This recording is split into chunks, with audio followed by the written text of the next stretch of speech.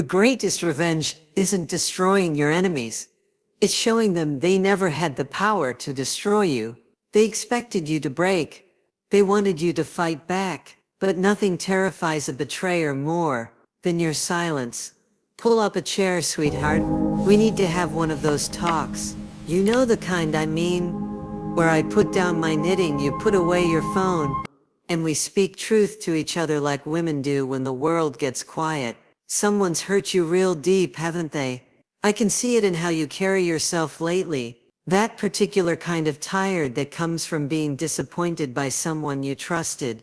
That weight in your shoulders from carrying pain you never asked for. Now I've lived through 8 decades on this earth, buried a husband, raised 5 children, and watched more sunsets than I can count. And if there's one thing I've learned, it's this. The way most people handle betrayal is exactly backwards. They think revenge means making noise. They think healing means the other person has to hurt first. They spend years waiting for apologies that never come and justice that never arrives the way they pictured it. But let me tell you something, darling. The most powerful thing you can do to someone who's wronged you isn't what they're expecting at all. See, I grew up during the Depression. Back then we didn't have the luxury of falling apart when someone disappointed us. We couldn't afford therapists or self-help books or social media to broadcast our pain. We had to figure out how to keep living, keep loving, keep building something good despite the bad. And you know what we discovered? The sweetest revenge isn't revenge at all. It's becoming so genuinely content, so deeply rooted in your own worth, that their opinion of you becomes as irrelevant as yesterday's weather. That's what we're going to talk about today. Not the loud, dramatic kind of getting even that leaves everyone wounded, but the quiet, powerful kind of winning that leaves you free. Let me tell you about my neighbor, Margaret. Beautiful woman, kind heart, married her high school sweetheart right after the war. 23 years later, she found out he'd been keeping a second family 2 towns over. Can you imagine? Margaret could have made a spectacle, could have aired his dirty laundry on every clothesline in the neighborhood, could have spent her days plotting ways to humiliate him the way he'd humiliated her. Instead, she did something I'll never forget. She looked me in the eye one afternoon over coffee and said, "Martha, I refuse to let his poor character become my daily entertainment." Now that's not to say she wasn't hurt. Lord knows she cried rivers those first few months. But she understood something most people miss.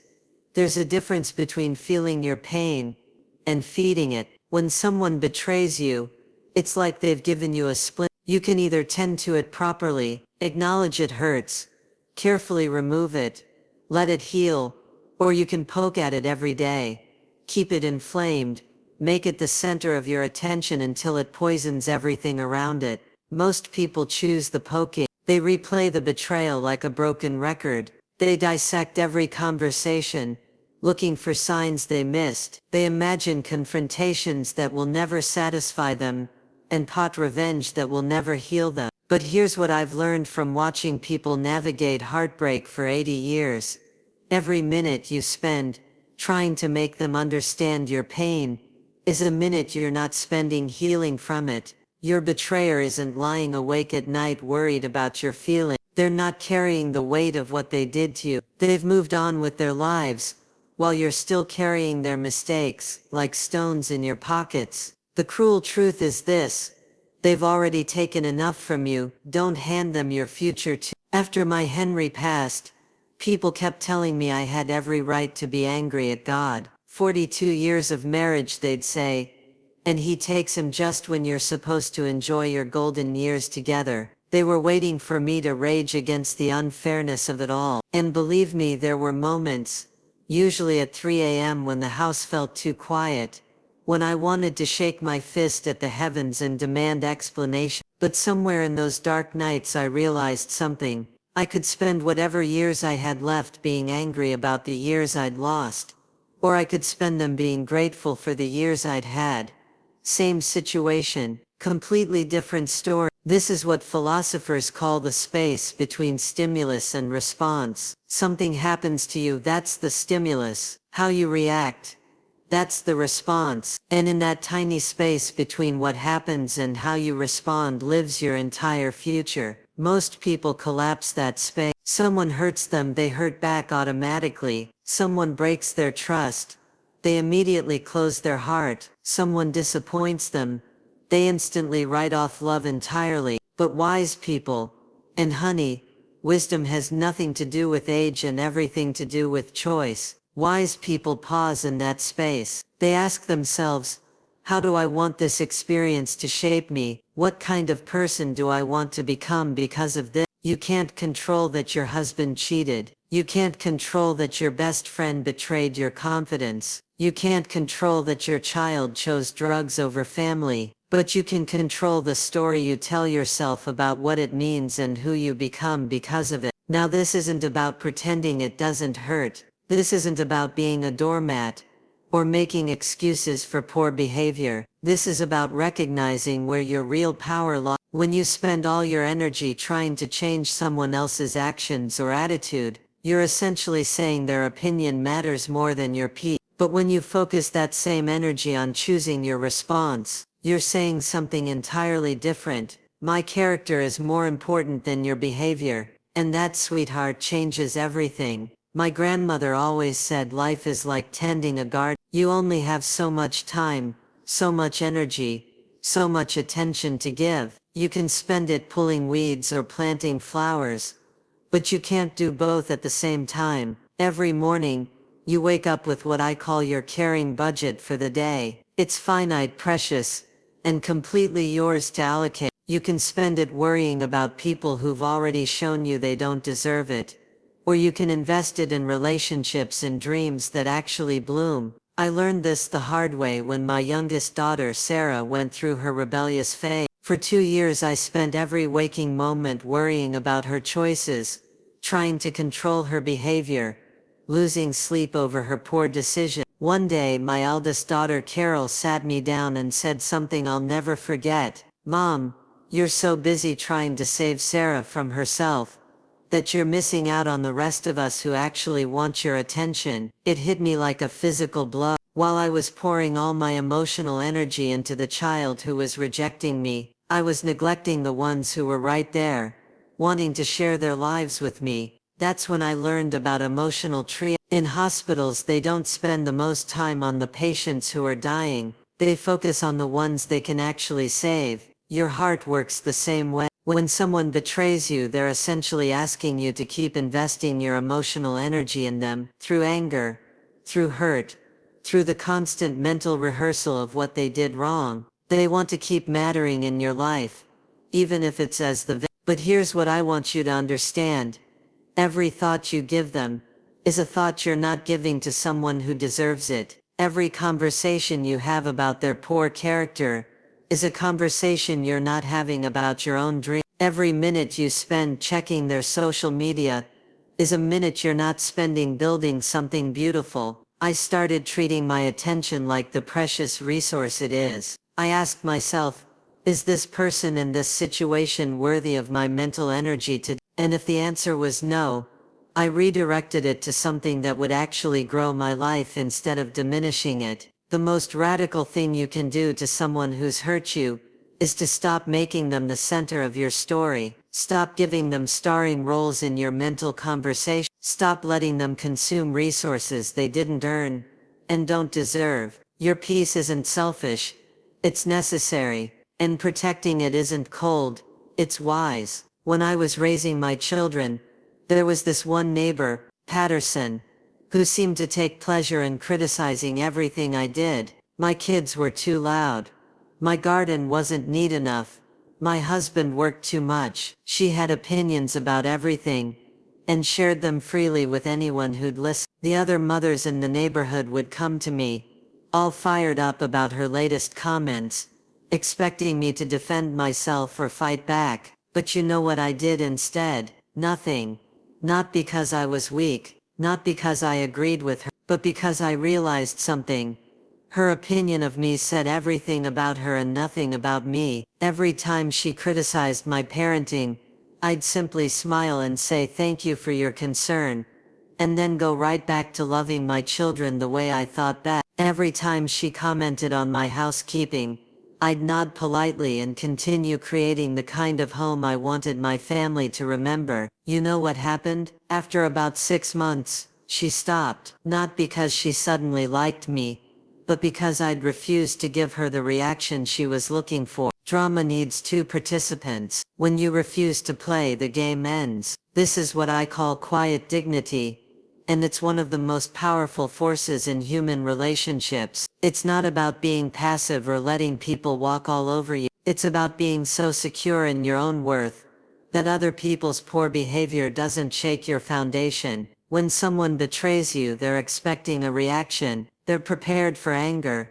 for tears, for desperate attempts to make them understand how much they've hurt you. They've written a script in their head where you play the victim, and they get to justify their actions by pointing to your response. But what if you don't follow their script? What if instead of the dramatic confrontation they're expecting, you give them something they never saw coming, complete indifference to their opinion of you? I watched this happen with my friend Eleanor when her business partner stole clients and started a competing company. Instead of bad-mouthing him around town or trying to sabotage his new venture, Eleanor did something brilliant. She focused entirely on serving her remaining clients so well that word spread naturally. Within a year, half his stolen clients came back to her, not because she fought for them, but because her quiet excellence spoke louder than his desperate self-promotion. The most devastating thing you can do to someone who's counting on your emotional reaction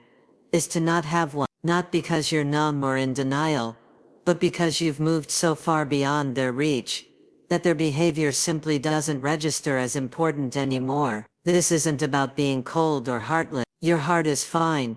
It's just not available for people who've proven they can't be trusted with it. My mother used to say, "Good fences make good neighbors," but it wasn't until I was older that I understood she wasn't talking about property lines. She was talking about knowing where you end and other people begin. Let me tell you about the difference between walls and boundaries, because most people get this confused. After my sister Ruth's divorce, she built walls. She decided all men were cheaters, all friends were fair weather, all trust was foolish. She shut everyone out, including the people who genuinely cared about her. 20 years later, she's still alone, still bitter, still carrying that hurt like a badge of honor. Walls keep everyone out. They're built from fear and maintained by anger. They might protect you from getting hurt again, but they also protect you from ever being loved again. Boundaries are different. Boundaries are conscious decisions about what kind of treatment you'll accept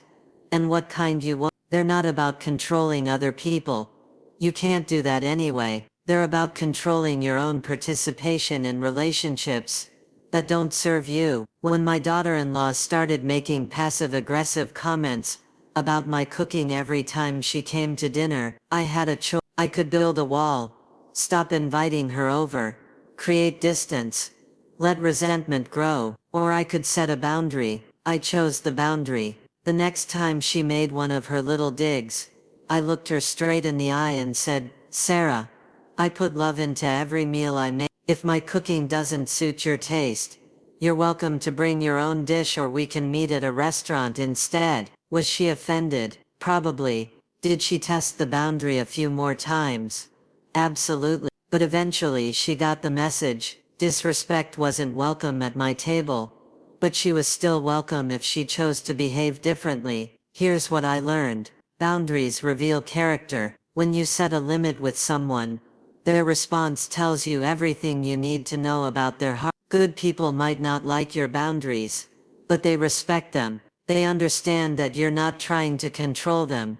You're trying to protect yourself. They might push back initially, but ultimately they adjust their behavior because the relationship matters more than their ego. Toxic people attack boundaries. They'll call you sensitive, dramatic, unforgiving. They'll try to guilt you into accepting poor treatment. They'll make you question whether your standards are too high. Let them show you who they are. When someone responds to your boundary by trying to tear it down rather than respect it, they're telling you that their right to mistreat you is more important than your right to protect yourself. This is invaluable information, even if it's painful to receive. I keep a scar on my left hand from when I was 7 years old. Tried to pet a neighbor's dog that seemed friendly enough, but fear makes creatures do unpredictable things. That dog bit me, needed 12 stitches. Hurt like the dick. Now I could have let that experience teach me that all dogs are dangerous, that kindness is always punished, that it's safer to never reach out to another living creature again. Some people would have. Instead, it taught me to read animals better, to approach with more wisdom, to extend kindness with appropriate caution. I went on to rescue 6 dogs over my lifetime, each one teaching me something different about loyalty, forgiveness, and unconditional love. Same wound, completely different lesson. When someone betrays you, they give you a wound. That's not up for debate. It hurts. It's real. It matters. But what that wound teaches you, that's entirely up to you. My friend Dorothy discovered her husband's gambling addiction when the bank called about foreclosure proceedings. 20 years of marriage, 2 kids in college, and she had no idea they were broke. She could have let that betrayal teach her that love is foolish, that trust is dangerous, that financial security is impossible. Instead, it taught her that she was stronger than she knew. She went back to school at 58, became a bookkeeper, bought her own small house, and built a life where no one else's poor choices could threaten her security. She turned a devastating betrayal into empowering independence. Here's what I want you to understand. You don't get to choose what happens to you, but you absolutely get to choose what it means. Every night before I go to sleep, I do what I call making meaning from my day. If something difficult happened, I ask myself, what did this teach? How did this make me stronger? What can I do differently next time? Not to excuse poor behavior or minimize pain, but to extract wisdom from wounds, to make sure I don't waste my suffering by learning nothing from. When you've been betrayed, you have raw material for building something better. You can use that experience to develop better judgment about character. You can use it to create stronger boundaries. You can use it to appreciate genuine love when you find. You can use it to help someone else who's going through something similar. Or you can use it to build a monument to your victimhood, a shrine to your suffering, a permanent exhibit of how unfairly life has treated you. The choice is always yours. I think about the Japanese art of kintsugi, repairing broken pottery with gold, making the cracks part of the beauty rather than hiding them. The broken places don't disappear, but they become the most interesting part of the piece. Your betrayal gave you cracks, but you get to decide whether those cracks become weak points, or whether you fill them with gold and make them the most beautiful part of your story. People ask me sometimes, what happened to Margaret's cheating husband? Did he get his comeuppance? Did karma catch up with him? Did he suffer the way he made her suffer? Here's the truth.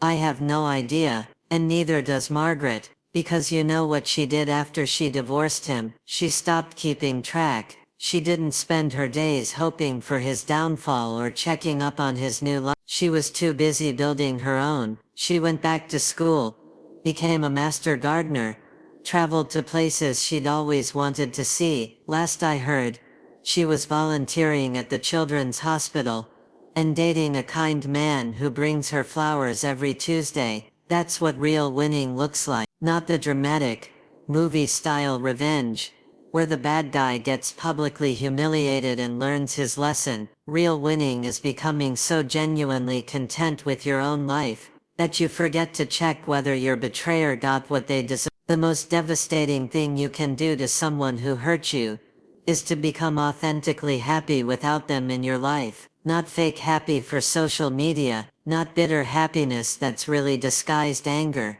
but genuine, deep contentment, that doesn't need an audience. This is the revenge they never see coming, because it doesn't look like revenge at all. It looks like someone who has moved on, and that's exactly what it is. While they're still telling the story of what they did to you, you're writing new chapters they're not even. While they're expecting to live rent-free in your head forever, you've renovated and leased that space to dreams and people who actually deserve it. True victory isn't about making them regret losing you, it's about making their loss of you completely irrelevant to your happiness. It's not about proving you're better than they are, it's about becoming so secure in your own worth that comparisons become meaningless. The sweetest revenge is living so well that when people mention your betrayer's name, you have to pause for a moment to remember who they're talking about. There's an old Cherokee story about a woman who was bitten by a rattlesnake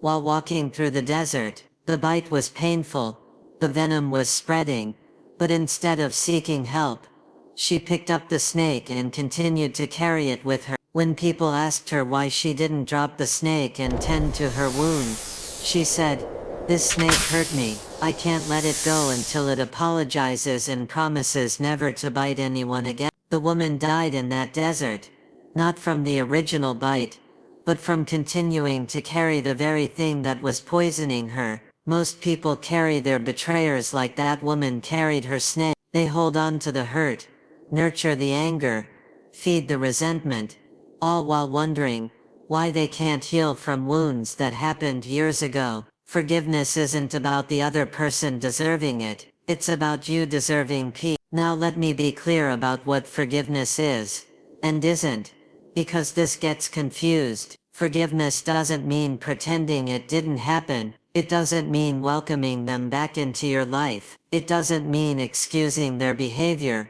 or minimizing your pain. Forgiveness means dropping the snake. It means choosing not to carry their poor choices around like poison in your bloodstream. It means deciding that your peace is more valuable than their punishment. I learned this when my son Michael struggled with addiction for 15 years. There were lies, stolen money, broken promises, and heartbreak I wouldn't wish on any parent. For years I carried that anger like a stone in my chest, believing that my fury was somehow protecting me from being hurt again. But anger isn't armor, it's acid, and it eats the container it's stored in long before it ever touches the person it's aimed at. The day I chose to forgive Michael, not because he'd earned it or even asked for it, but because I was tired of carrying the weight of his mistakes, was the day I got my life back. Not our relationship, mind you, that took years of him proving he'd changed. But my life,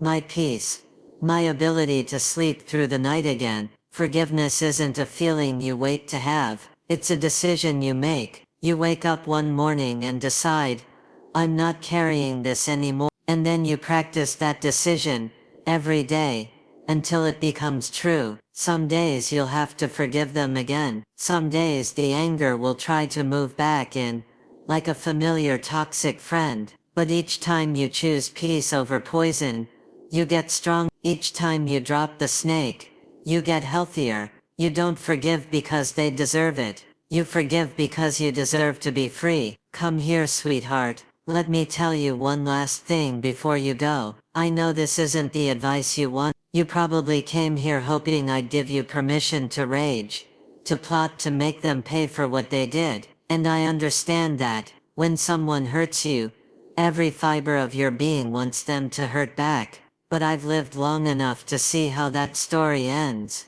And it's not the ending you want. People who spend their lives seeking revenge for old wounds don't get justice, they get bitterness. They don't get satisfaction, they get empty years spent nursing anger that was never theirs to carry. The people I've watched live the fullest, richest, most joyful lives aren't the ones who never got hurt. They're the ones who learned how to heal. They're the ones who discovered that the best response to betrayal isn't betrayal back. It's building something so beautiful that the betrayal becomes irrelevant. Your betrayer took something from you. Maybe it was trust. Maybe it was time. Maybe it was love you'll never get back. That's already done. And no amount of revenge will restore what was lost. But here's what they can't take: your ability to choose what comes next. They can't take your capacity for wisdom, your potential for growth, your power to create meaning from pain. They can't steal your future unless you hand it to them. So don't. Choose peace not because they deserve your forgiveness, but because you deserve your freedom. Choose boundaries, not to punish them, but to protect yourself. Choose growth not to show them what they lost, but to show yourself what you found. The sweetest revenge isn't making them sorry they hurt you. The sweetest revenge is making their hurt irrelevant to your happiness. Now go live a life so full, so genuine, so deeply satisfying, that when people ask you about that person who wronged you, you smile and say, "You know, I haven't thought about them in the longest time." That's how you win, darling. Not by destroying them, but by outliving their ability to destroy you. Now would you like some more tea? I made cookies.